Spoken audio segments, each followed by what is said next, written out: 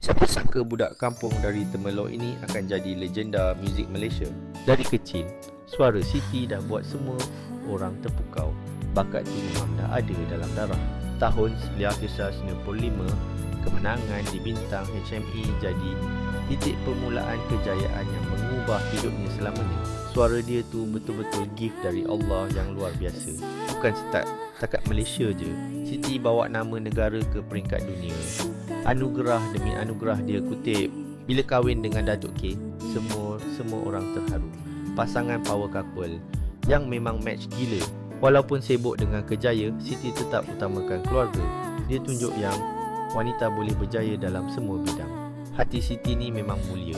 Banyak kerja amal dia buat untuk bantu rakyat Malaysia yang memerlukan.